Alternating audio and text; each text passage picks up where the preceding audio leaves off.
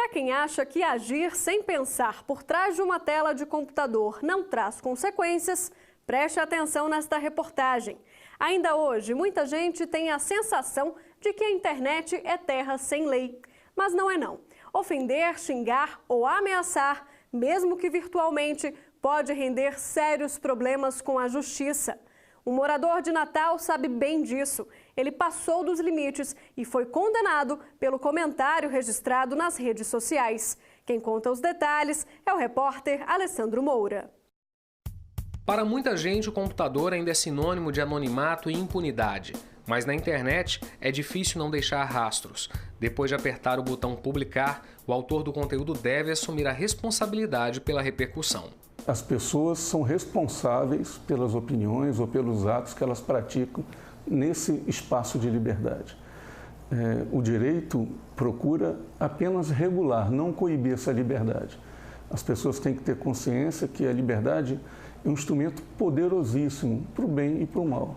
No Brasil, mais de 83 milhões de pessoas usam a internet e, à medida que esse número cresce, aumenta também as denúncias de crimes virtuais. São cerca de 90 por dia em todo o país. Insultos, apologia ao crime e incitação ao ódio são alguns deles. E as consequências dessas mensagens podem ir muito além da rede. E esse ato ele é atentatório aos direitos, né, de pessoas ou de pessoa, e ele termina por causar danos não só do ponto de vista psicológico, né, muitas vezes ele termina por influenciar condutas criminosas que podem ser reiteradas e fomentadas pela prática daquele ato daquela pessoa. E foi de casa, protegido pela tela do computador, que Márcio Damasceno compartilhou uma matéria de um site humorístico intitulada "Bancada Gay lança projeto de lei para proibir casamento de evangélicos". Acreditando que fosse verdade, o internauta escreveu no próprio perfil: "Eu falei do deputado federal endemoniado Jean. Se Deus não matar esse infeliz, eu mesmo vou matá-lo pessoalmente. Querem respeito desrespeitando as leis de Deus e os princípios da Bíblia Sagrada. Mas, rapaz, quem vai virar homofóbico agora sou eu". Damasceno nem imaginou a repercussão que a mensagem teria. Chegou a apagar a publicação, mas já era tarde demais. O deputado federal Jean Willis já havia feito uma cópia e usou o material como prova nos tribunais. Eu errei sem menos ler ela toda. Aí quando eu vi só o básico, em vez de eu ter só publicado ou curtido, aí não, publiquei e falei algo que não devia.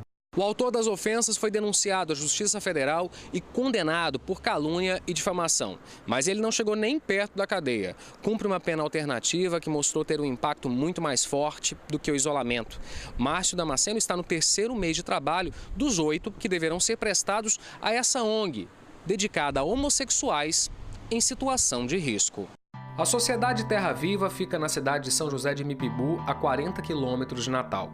Márcio precisa vir 2 vezes por semana. Aqui ele faz de tudo um pouco.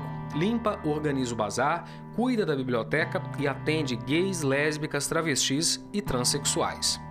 Que a princípio o Márcio sentiu algumas dificuldades, né, ao receber algumas pessoas, tanto que ele chegou para mim e perguntou: Conceição, como é que eu vou receber as pessoas que vêm aqui receber o preservativo, o gel lubrificante? E aí eu coloquei para ele com muita propriedade: você tem que recebê-los como ser humano, porque todos nós somos iguais e o respeito é fundamental. Márcio entendeu a mensagem. A diretora da instituição conta que hoje ele é um dos funcionários mais queridos por quem frequenta a casa. A ONG ajudou a organizar uma festa para crianças de baixa renda e ele fez questão de colaborar. Vestiu a fantasia se apresentando como palhaço. Eu já vejo ele com uma outra visão, tá? Eu já vejo o Márcio com outro pensamento e eu espero sinceramente que ele possa estar multiplicando esse pensamento, essas suas ideias, que possa estar repassando para outras pessoas, porque isso é o importante, isso é que é o gratificante para todos nós.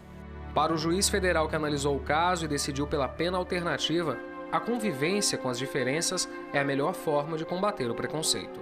O preconceito, né, vem de uma ideia anterior, o pré-conceito, a pré-ideia. O que se buscou ali é que a pessoa tivesse consciência dos atos que praticou e que com a convivência percebesse que aqueles preconceitos poderiam ser diluídos com muita tranquilidade. O que a gente buscou é uma relação de naturalidade com as diferenças, né? E nada como conhecer melhor as outras pessoas para poder conviver com tranquilidade com as diferenças. Um convívio que tem ajudado o Márcio a repensar as próprias palavras. Posso ser sincero, antes eu agia sem pensar. Hoje, depois desse ato, eu penso muito antes. 2 vezes ou até 3 do que eu vou publicar ou falar. Eu acho que foi uma ótima decisão pela justiça, porque assim, se a justiça sempre agisse assim, todos nós aprenderíamos cada vez mais assim, e não só no Facebook, mas no dia a dia mesmo. A gente pensaria mais no que vai falar, no que vai dizer, para não ofender ao seu próximo. E ele já avisou, vai continuar ajudando a instituição mesmo depois que a pena for cumprida.